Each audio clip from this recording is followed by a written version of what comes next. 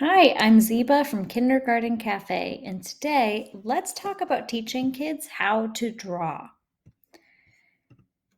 The first thing that I do every year when teaching my students how to draw is I start with introducing different types of lines and shapes. And this not only helps them be a better illustrator, artist, drawer, it helps them with their fine motor skills all around. So it will help with their handwriting and all of that, their muscles in their hand.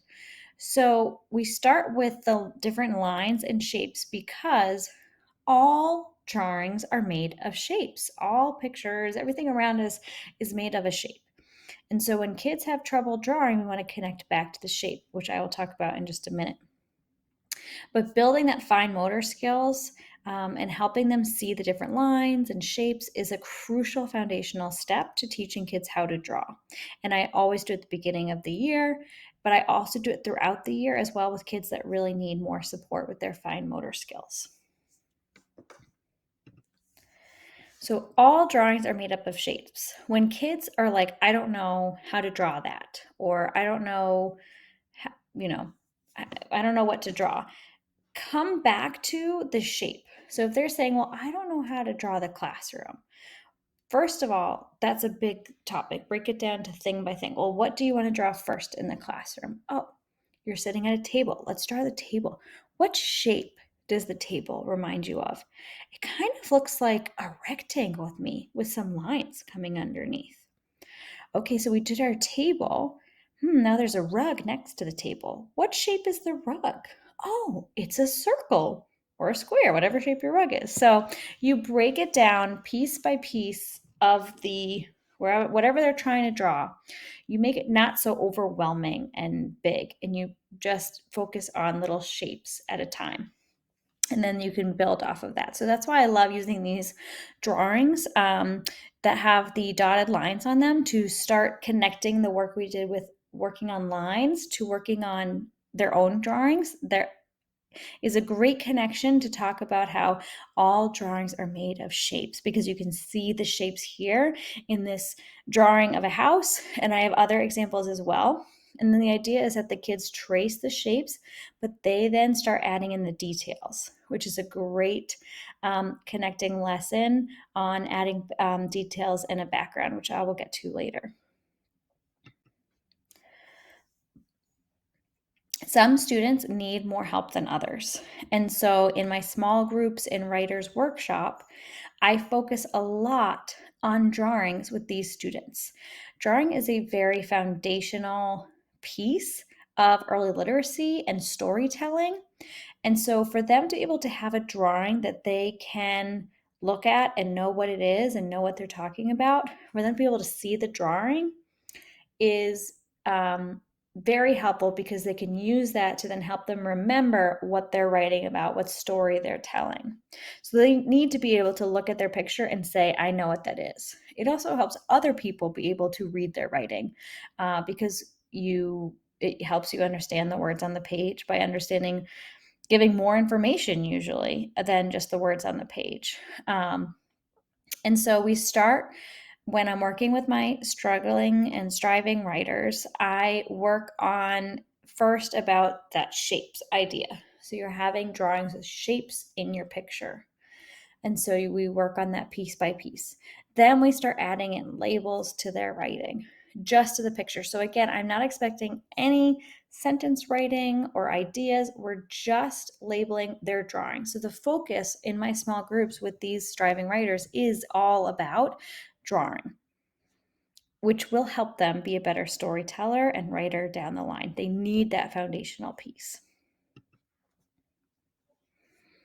And so finally, we'll talk about adding details and backgrounds. And so this is definitely something that all kindergartners and probably older students as well need to learn how to do. And it comes down to understanding your expectations a lot of the time. So I break down what I expect of my students in terms of like 4-star coloring. And I show them this example here where they would love nothing more. Most students would love nothing more than to just draw a quick stick figure. which is fine if you're doing a quick draw, if you're planning out your writing. But as we're getting ready to add on to our writing or we're getting ready for publishing, we do need 4-star coloring. Or if what we're working on is going to be a class book, it's going to be published, it's going to be on display. There's reasons why we want to really put our best effort into something. I don't do 4-star coloring all the time for every little activity. I do it when it's something that's going on display, or we're saving for the end of the year, or it's going in a class book, or we're publishing their writing. And that's where the whole thing is colored in. There is not a speck of white space in it. And they, have all the background colored in, and there's lots of details, and it's not just a lone stick figure. I do love the book Albert by Lanisha Tab to explain the importance of background, because it really helped my students understand why you don't just want one little stick figure guy, that you really want more things in your picture. And so I have different writing prompts that I give them, like draw a park, draw your family, where it is expected that they're drawing not just the one thing that the prompt is, but the little details inside the picture. What are you picturing in your mind when you see your family? Or where is your family? Or what else is in the park? Who's in the park? Where is the park? What's the weather in the park? So asking questions like this can help them tell the story and tell what's going on, and then they can use that to add details to their picture. And I talk about with my students why it's so important to add details and background to a picture. One, it gives more information to the reader and helps the reader understand. But two, it helps them be better writers, because when they go back to their writing and they look to add more information, they might not remember all the details that they want to add to their writing, but their picture might have more details in it than what they wrote, so they can use the picture to help jog their memory.